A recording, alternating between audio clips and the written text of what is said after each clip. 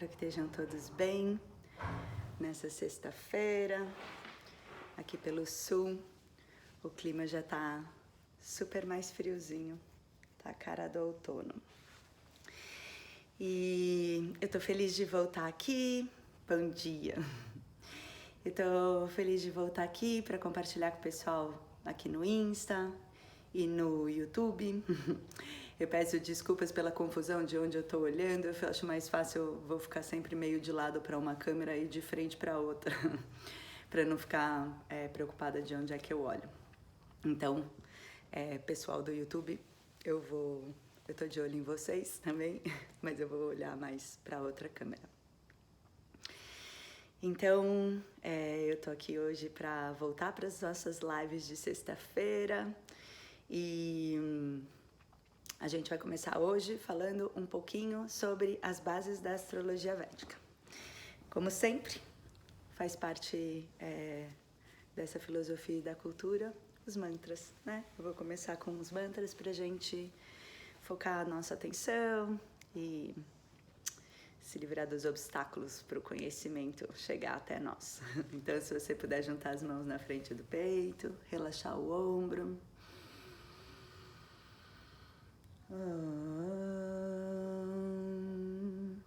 Om Ganapataye Namaha, Om Surya Namaha, Om Soma Namaha, Om Bauma Namaha, Om Buddhya Namaha, Om Brihaspataya Namaha, Om Shukra Namaha, Om Shanishara Namaha, Om Rahuve Namaha, Om Ketave Namaha, Om. Namastê, todo mundo. Bom dia. Então, como eu disse, eu vou falar um pouco sobre alguns conceitos bem básicos da astrologia védica. E vou contar como esse conteúdo vai continuar nas próximas semanas, que eu tô bem animada. Então, fica super à vontade para publicar aqui nos comentários e me mandar suas dúvidas, né? Ou se você só quiser dar um oi e contar onde é que você tá, eu vou adorar saber, tá bom? Então, o que é astrologia védica, né? A astrologia védica, que em sânscrito se chama Jyotish, é uma ciência irmã do yoga, do ayurveda, que são essas ciências conectadas aos Vedas mais comuns e mais conhecidas aqui no Ocidente, mas existem muitos outros ramos de conhecimento, como por exemplo o Vastu Shastra, que está ligado à arquitetura, a música indiana, né? É uma cultura que fala sobre todos os aspectos da vida. Todas essas ferramentas têm um objetivo em comum, que é o autoconhecimento. Então, o Hatha Yoga, por exemplo, que são as práticas mais comuns aqui no Ocidente, ele tem por objetivo usar o corpo para espalhar consciência, né, para trazer a nossa atenção ao momento presente e com isso manter o corpo em equilíbrio e a mente, talvez a gente poderia dizer que a mente mais calma, mas não é bem assim que funciona, né? Traria a gente conseguiria voltar a consciência para os movimentos da mente. Que legal saber onde vocês estão, gente. Adorei que tem gente em Portugal. Então, o Hatha Yoga, ele faz esse movimento, né, de trazer consciência para o corpo. São pouquíssimas as vezes durante o dia que a gente pensa, sei lá, no nosso dedão do pé, né, como ele está apoiando no chão e como ele dá suporte para o resto do nosso corpo. E a nossa estabilidade depende deles, dos nossos dedões do pé. Então, o yoga tem essa capacidade de espalhar a nossa atenção pelo corpo, manter o corpo em equilíbrio e voltar a nossa atenção também para a mente, para que a gente possa entender como a nossa mente está funcionando. O Ayurveda, ele faz um trabalho medicinal preventivo, né? O autoconhecimento em relação ao Ayurveda passa pelas necessidades, para a gente entender melhor como funciona o nosso corpo, quais são as necessidades desse corpo e como esse corpo sofre influências externas e quais são os passos para equilibrar essas influências externas, né?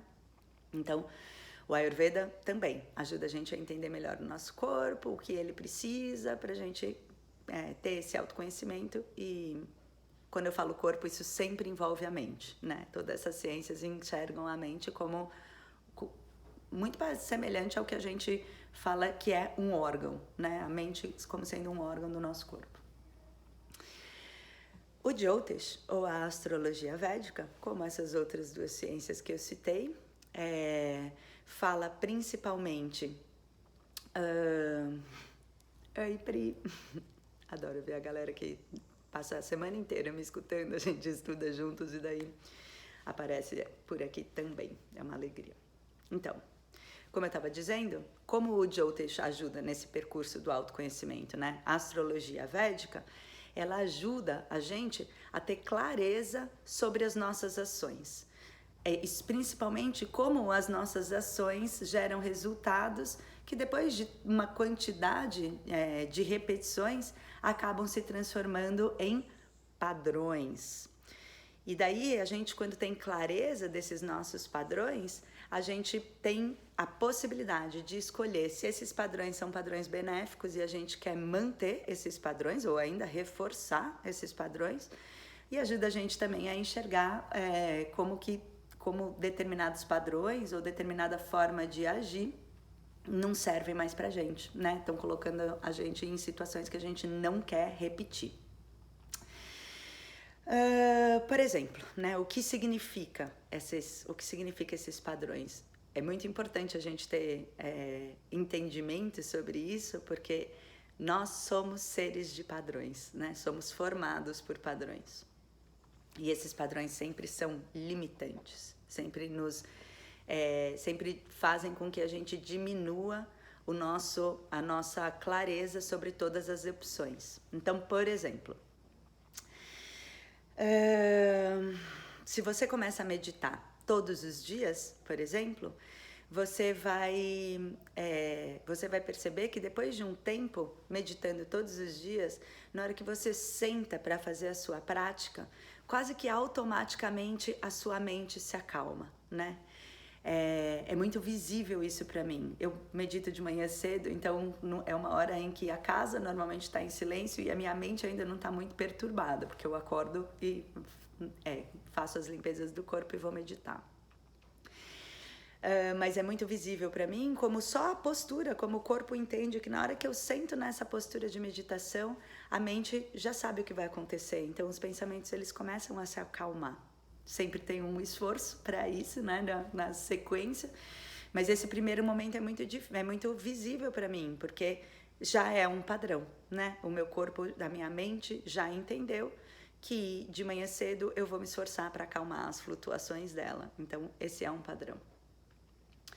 O mesmo acontece se quando você está muito nervoso ou muito ansioso, você come, né? Então, se você encontra na comida, por exemplo, esse acolhimento para emoções que para você não são confortáveis, toda vez que essas emoções, depois de um tempo dessa repetição, né? Fiquei ansiosa com questões do trabalho, eu vou comer um chocolate e isso me acalma. Aí na segunda vez que você fica ansiosa, você já pensa, já conecta no chocolate.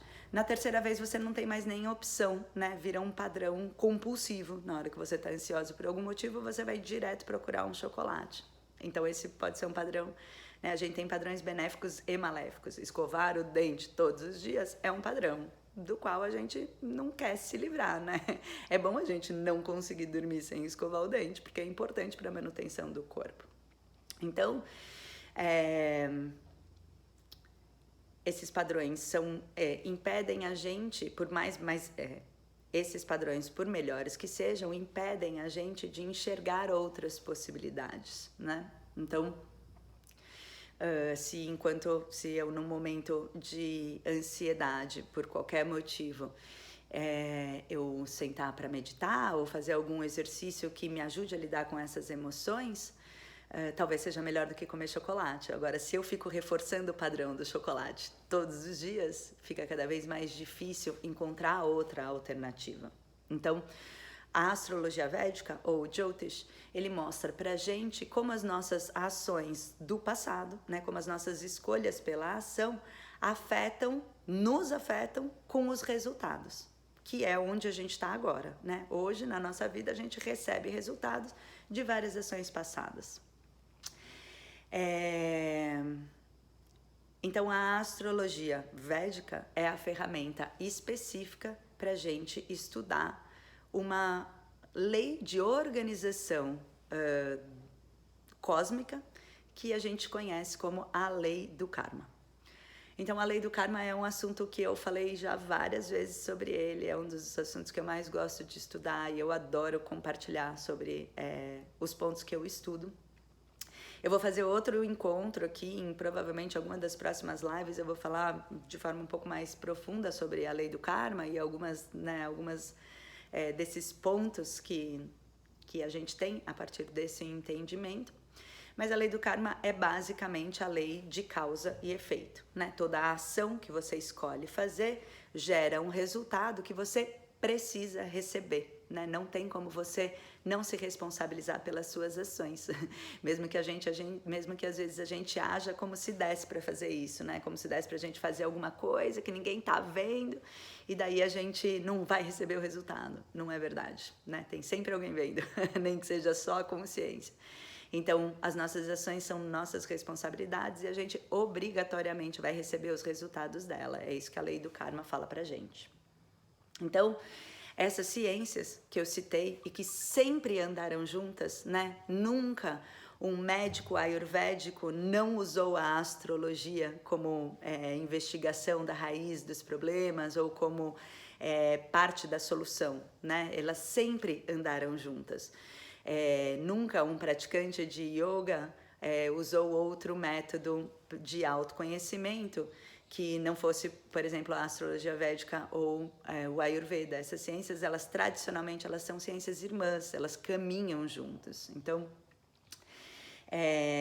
e o foco dessas ciências são o autoconhecimento, como eu comecei dizendo, né? Então, elas são ferramentas para você observar e ter clareza sobre o que ou quem você é e como as coisas realmente acontecem na sua vida, né? Então, a astrologia védica e essas outras ciências védicas são um espelho muito potente para a gente entender como nós mesmos estamos manifestando tudo que acontece à nossa volta, né? Porque, em última instância, tudo que acontece na minha vida é resultado de uma escolha e de uma ação que eu fiz. Então, isso é o que é astrologia védica. É um estudo que ajuda a gente a entender essa lei da causa e efeito, né? Do karma, da ação e reação. Gente, vai publicando aqui as dúvidas que vocês tiverem, viu? No fim da live ou em algum momento, se tiver a ver com o assunto que eu tô falando, eu vou adorar responder. Algumas pessoas no post que eu fiz ontem já colocaram algumas perguntas ali e eu vou responder todas elas. Então, isso é o que a astrologia védica é. E agora eu queria falar um pouquinho sobre o que a astrologia védica não é. O que a astrologia não é esse horóscopo de internet ou de jornal, né? Eu já fui altamente viciada em horóscopos, mas obviamente não é possível que todo mundo que tenha o signo solar de Escorpião no dia de hoje vai encontrar uma grande oportunidade de sorte. Não é assim que funciona, né? A gente é um entendimento muito raso de como essas energias efetivamente influenciam a nossa vida. Então, o que a astrologia védica não é esse oráculo muito simplificado, extremamente simplista, na verdade, que a gente pode encontrar na internet ou no jornal ou nas revistas, né? Isso não é o que a astrologia védica faz.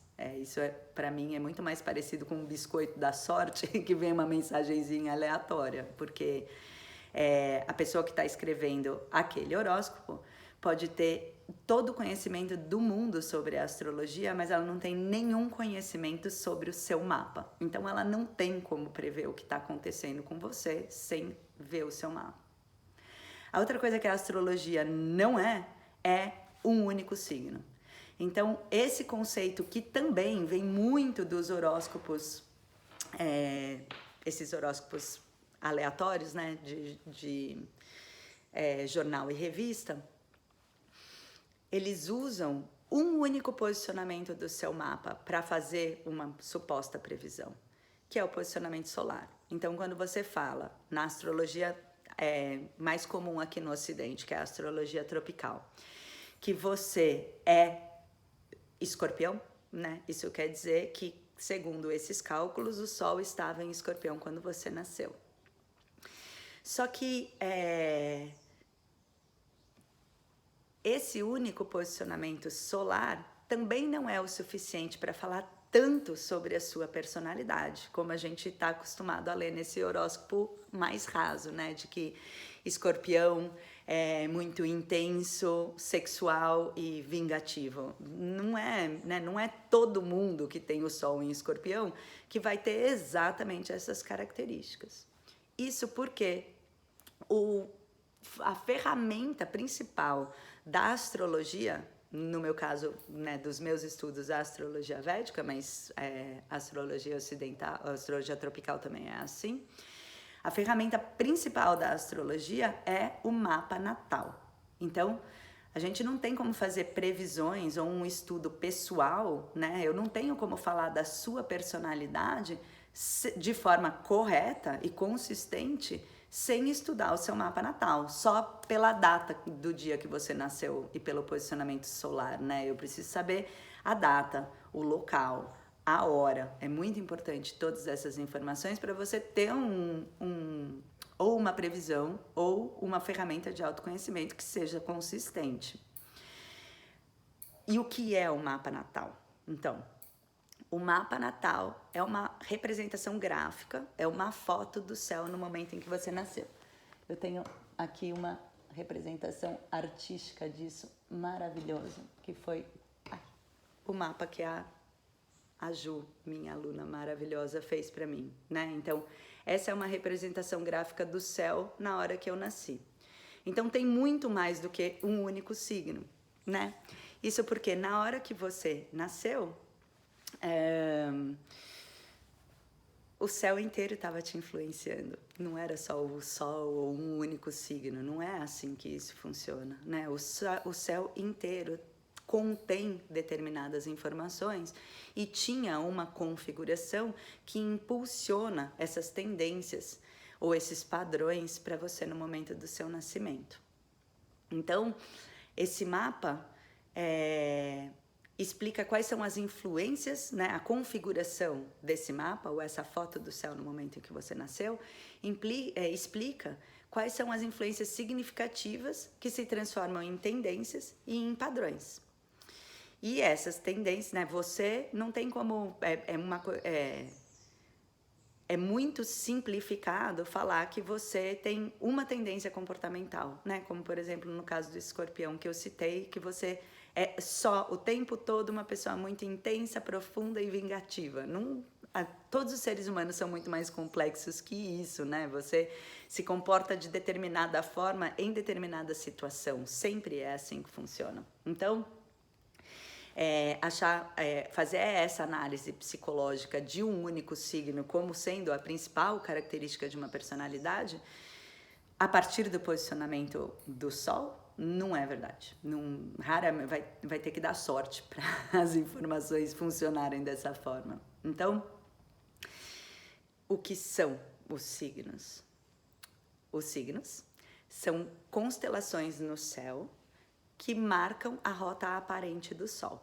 Então, a partir daqui, do nosso ponto de vista aqui da Terra, a gente tem a impressão de que o Sol ele está passando pelos signos no decorrer do ano e passando pelo céu no decorrer do dia, né? Por causa do movimento de rotação e translação que a gente aprendeu na escola.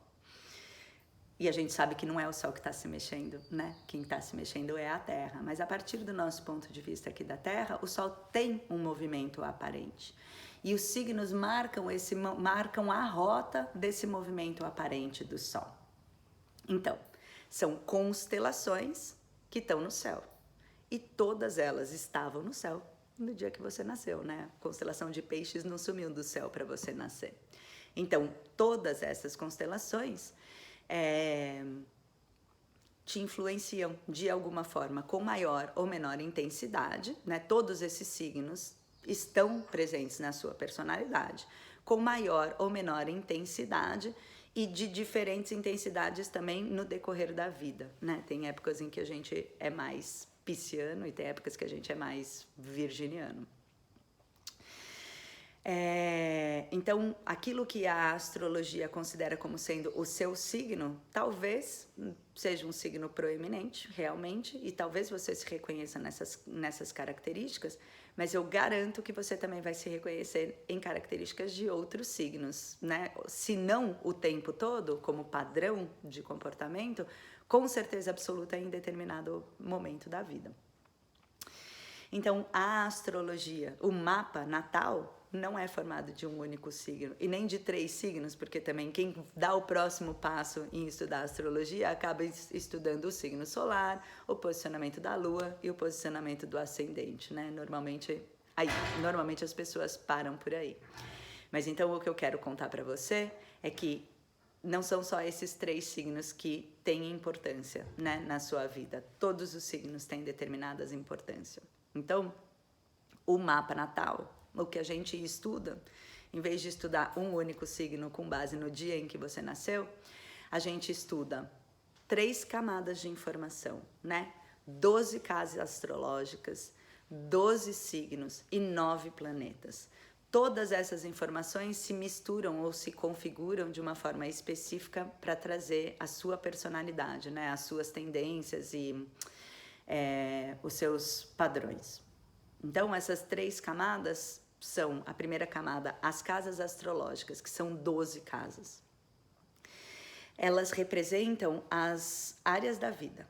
Então, a gente se comporta de forma fragmentada, né? Eu me comporto de uma forma quando eu estou dando aula, eu me comporto de outra forma quando eu estou falando com os meus filhos, e eu me comporto de outra forma quando eu estou no meu casamento, quando eu falo com meu marido, por exemplo. Então, essas áreas da vida, a gente estuda a partir das casas astrológicas.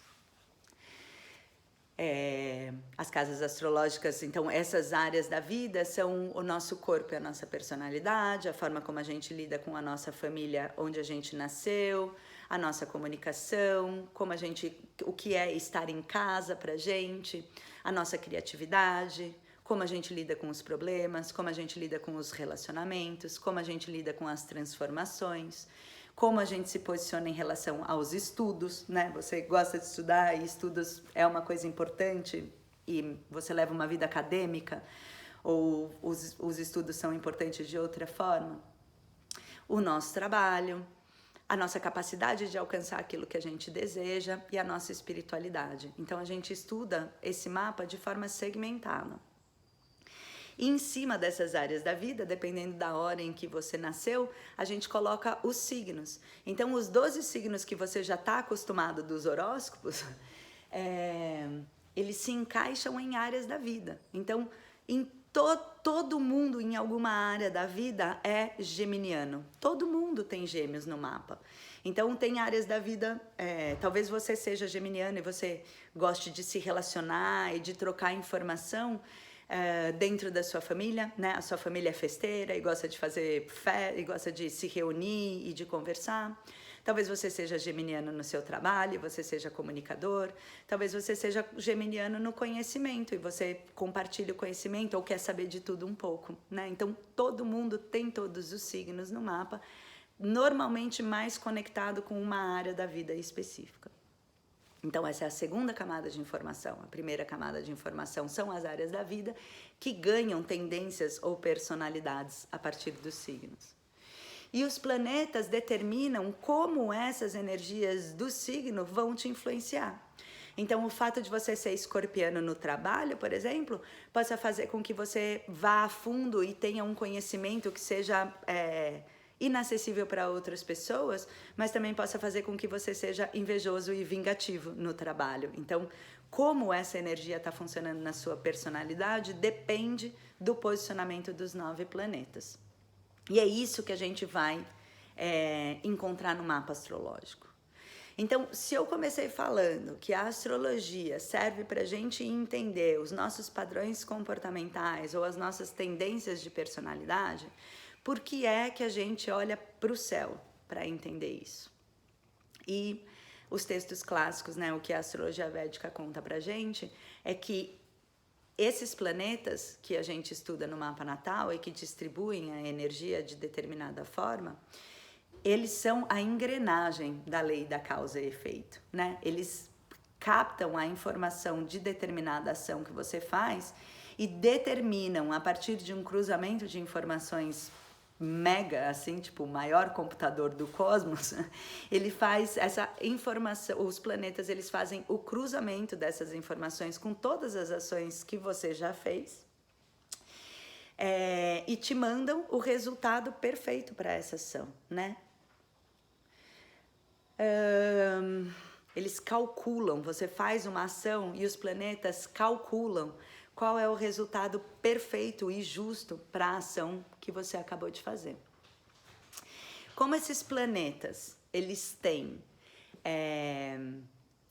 uma rota previsível, eu sei daqui a 10 anos onde é que vai estar o Sol no dia 15 de dezembro de 2031, eu sei onde vai estar o Sol. Então, a partir desse estudo do posicionamento futuro dos planetas, a gente consegue determinar qual é o período que vai ter determinado tipo de energia disponível em abundância para te dar suporte no que você quer realizar, né? Então, qual dia, de repente, a Lua vai estar disponibilizando uma energia favorável para você ter uma conversa potente e útil com o seu parceiro ou a sua parceira. Ou qual é um período em que o posicionamento dos astros estarão te dando apoio para você lançar um projeto e ter sucesso nesse projeto. Ou qual é uma época boa para você tirar férias, porque nenhum trabalho que você fizer vai dar fruto, né? Então, a gente entende que, a partir disso, que a astrologia védica não é um milagre que vai realizar aquilo que você deseja, né? Então tá fácil, é só estudar astrologia védica que eu vou ter tudo que eu desejo na minha vida? Não. Tem coisa que não importa o quanto você queira, você não tem, né? Você não fez as ações necessárias para colher esse resultado. Então, não funciona como um milagre, não é esse efeito místico e bruxístico que a partir desse conhecimento você consegue ser a deusa da manifestação, não funciona dessa forma. Mas é uma ferramenta muito potente para te mostrar com clareza, primeiro, aquilo que é possível você realizar e aquilo que não é possível você realizar, né? Eu não posso escolher nesse momento ser não sei, uma política importante no nosso país. Eu nunca trabalhei com política, eu não entendo de política, eu não estudei e eu não tenho confiança e autoridade suficiente para isso. Então não adianta eu hoje acordar e falar, vou ser presidente. Não funciona dessa forma. Então, a astrologia ajuda a gente também a entender qual é o melhor momento para manifestar algumas coisas que a gente deseja e quais são as coisas que é melhor a gente desistir ou pelo menos se preparar para colocar muita energia nessa ação para talvez colher um resultado, mas a astrologia explica que vai ser mais desafiador, né, algumas coisas. Então, é pouco provável que a partir do estudo da astrologia você consiga manifestar tudo o que você quer. Principalmente porque a autodisciplina é a nossa maior dificuldade. Então, quem tem esse conhecimento ou quem está mais envolvido com esse mundo do yoga e do ayurveda, dessas ciências védicas, escuta muito falar de iluminação ou de moksha, né, de libertação. Então é fácil, é só estudar e eu vou conseguir? Não, é totalmente possível, mas não é fácil. Os yogis da Índia, eles fizeram infinitos tratados sobre como alcançar esse estado que a gente como iluminação. Tem passo a passo, receita de bolo. Você tem que acordar e você tem que fazer isso, e depois de X tempos você vai alcançar a iluminação. E a iluminação dentro desse conceito é o fim de todo e qualquer sofrimento. Ia ser bom, né? Parece desejável a gente se livrar de todo e qualquer sofrimento. Então por que a gente não vive assim? Porque a gente não tem autodisciplina. Porque eu quero sim não sofrer mais, mas eu não sei se eu quero acordar todos os dias às 5 da manhã para meditar. Eu não sei se eu quero ter uma dieta vegetariana e ter compaixão por todos os seres, né? Uma raivinha, às vezes, é difícil de evitar. Então, o nosso maior empecilho para conquistar aquilo que a gente deseja, assim como a iluminação, por exemplo, que é um exemplo muito extremo, né? Se iluminar nessa vida. Mas isso é verdadeiro para tudo que a gente deseja, né? É muito fácil, para mim, por exemplo, eu sempre relaciono isso com dieta, né? Eu não quero engordar, mas eu também não quero parar de comer chocolate. Então, eu obviamente tenho a lua em touro, né, gente? Vocês vão ver que todos os meus exemplos estão sempre voltados para comida e chocolate. Então a gente deseja determinados resultados, mas a gente não quer. Não é sempre que a gente está disposto a fazer aquilo que é necessário para alcançar esse resultado. Então, de novo, a astrologia védica não é um milagre. Assim como o Hatha Yoga e o Ayurveda também não é um milagre, porque o conhecimento não é o suficiente para a prática, né? A gente, realmente, a astrologia védica, para mim, é a partir desse conhecimento que você tem chance de conseguir aquilo que você quer, porque antes a gente não tem nem clareza de como as coisas manifestam na nossa vida. Então, a partir da hora que você começa a ganhar clareza sobre como as coisas acontecem na sua vida, você começa a ter alguma chance de mudar esse jogo, né? Antes disso, eu nem sei, eu acho que tem que contar com a sorte, realmente. Mas para conseguir, para alcançar tudo isso, é essencial a disciplina. E nem sempre a gente está disposto a fazer aquilo que é necessário para alcançar isso que a gente deseja, né? Então, só que ter clareza sobre isso tudo, ter clareza sobre como as coisas acontecem e quais são as lições dos desafios que você precisa desenvolver e sentir gratidão por aquilo que você já desenvolveu e que se manifesta como potência na sua vida, ter clareza sobre onde você é forte e onde você não é forte, é muito potente, né? É realmente, na minha cabeça, é a partir daí que a gente começa a ter chance de desenvolvimento. Antes disso é muito difícil, a gente não nasce aprendendo, a gente não nasce sabendo isso, e a gente vive uma sociedade que não dá nenhum valor para isso, né? Não ensinam a gente na escola, por exemplo, que a gente precisa controlar minimamente a nossa mente, né? A nossa mente passa grande parte do dia sugando a nossa energia e jogando contra o time, né? Falando que eu não sou boa o suficiente, falando que eu preciso ter um carro novo para ser feliz. Como assim esses pensamentos surgem na nossa cabeça e grande parte das vezes a gente sabe que eles nem são verdade e ainda assim eles surgem na nossa cabeça. E tem pouquíssima gente falando isso para as crianças, né? Explicando que eles têm que se desenvolver dessa forma. Então, a gente não vive numa sociedade que dá valor para o autoconhecimento de forma geral, né? E acaba dando esses inputs na gente de que a gente precisa fazer certas coisas que não vão ser benéficas para a nossa felicidade, para a nossa existência, né? Estamos correndo o risco de acabar com o planeta que a gente vive, porque a gente vive como se a gente nem precisasse dele, né? Sei lá o que passa exatamente na nossa cabeça, mas a gente quer salvar o planeta e a gente quer nadar em praias limpas e maravilhosas, mas eu não quero deixar de comprar macarrão embalado no plástico. Não, né? É muito difícil, primeiro a gente ter clareza e depois a gente conseguir agir em direção a essa clareza.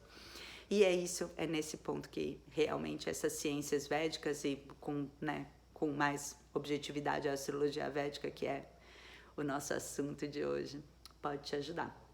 Então, esse primeiro passo de autoestudo e de autoconhecimento é muito importante para a gente conseguir, a partir daí, manifestar aquilo que a gente deseja, né? Pelo menos conseguir direcionar a nossa energia para chegar mais perto dos nossos objetivos individuais e dos nossos objetivos sociais e coletivos.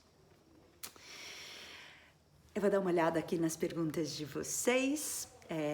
Eu recebi perguntas ótimas, né, sobre qual é a diferença entre a astrologia védica e a astrologia tropical, por exemplo, e eu vou respondendo isso ao longo do tempo. Fofa, gente, que delícia receber as mensagens de vocês. Mas eu tô com boas intenções de voltar a ter disciplina em compartilhar esse conhecimento por aqui, né, pelas mídias sociais. Então, a partir da semana que vem, eu vou começar uma agenda nova de conteúdo cósmico, que são as semanas planetárias. Então, a cada semana eu vou falar sobre um dos planetas, como a gente consegue observar a energia deles, né, e o funcionamento deles. Então, é uma energia que está funcionando a seu favor, é uma energia que está te causando desafios. Eu vou falar de um planeta por semana. Semana que vem a gente já começa com o Sol. Então, eu vou falar sobre como esse planeta funciona e como ele pode estar te influenciando. Vou falar sobre os signos desse planeta e vou falar sobre as práticas da astrologia védica para fortalecer isso na sua vida. Então, espero que a gente se encontre por aqui, espero que seja um conhecimento útil e que eu possa responder as suas perguntas e realmente te ajudar a entender melhor esse funcionamento, né, de como as coisas estão se manifestando na sua vida. Eu vou dar uma olhada aqui nas perguntas e se você tiver mais pergunta, fica super à vontade de publicar por aqui, tá bom?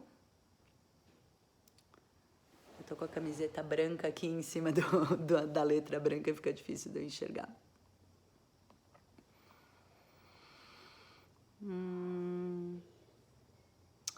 Como romper com... Então, como romper com os padrões ancestrais que sabemos que nos fazem mal. Por exemplo, dos ancestrais, a pessoa, eu não vi o nome, eu tirei a pergunta daqui, mas, por exemplo, como romper com padrões ancestrais familiares, né? Principalmente dos pais e dos avós, por exemplo. O primeiro passo para romper com padrões é reconhecer que você tem esses padrões. Antes disso, não é possível. Você só age no automático e você não consegue entender o efeito daquilo, né? E como eu disse no começo, é isso que padrões fazem com a gente o tempo todo. Os padrões, eles fecham o nosso olhar e nos impedem de reconhecer outras formas de agir, né? Por melhor que seja esse padrão. Então, se você tem uma prática devocional para Ganesha, por exemplo, e todo dia você faz uma prática devocional para Ganesha, você vai ficar muito bom nesse padrão, você vai ficar muito bom em fazer puja para Ganesha, mas você não vai saber como reza a Ave Maria. Então, pode ser um padrão desejável, ainda assim, ele te limita de outras possibilidades. Então, reconhecer esses padrões com muita clareza é a primeira coisa. E daí se manter atento nas suas próprias ações, né? Ter a disciplina necessária para você não repetir esses padrões. E uma hora a não repetição desses padrões também vira um padrão. Você não vai mais precisar ficar pensando, eu não posso fazer isso que a minha mãe fazia, eu não posso fazer isso que a minha mãe fazia, porque de tanto pensar nisso e tanto enxergar isso, uma hora você automaticamente não age mais da forma que os seus ancestrais agiam e não tem mais essa necessidade. Espero que fique claro.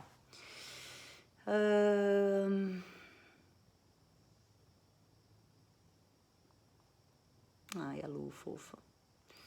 Que bom que vocês estão aqui ao vivo. Perdi o próximo curso, perdi o curso, mas os próximos já estão me planejando. Que delícia! A gente vai ter outra turma em julho. As lives vão sempre ficar gravadas e as lives vão ser sempre às sextas-feiras, às 8 da manhã. As lives, esse conteúdo no YouTube e no Facebook, eu tô gravando e subo depois, né? Então, eu tô live no Insta e tô gravando para subir isso no YouTube e nas outras mídias. O que mais, gente? Acho que é isso. Então, eu vou te pedir esse favor de você continuar compartilhando as suas dúvidas e sugestões de temas para serem abordados nas próximas lives serão super bem-vindos. Eu quero realmente que esse conteúdo seja disponível para todos e que seja útil. Então, se você me contar o que você está precisando e o que você deseja saber, eu vou ficar muito feliz de compartilhar por aqui. Acho que acabaram as perguntas. Então é isso, gente. Eu desejo que vocês tenham um ótimo dia, um ótimo fim de semana e eu espero as sugestões e as dúvidas de vocês para as nossas próximas conversas. Obrigada pelo tempo. Namastê. Até já.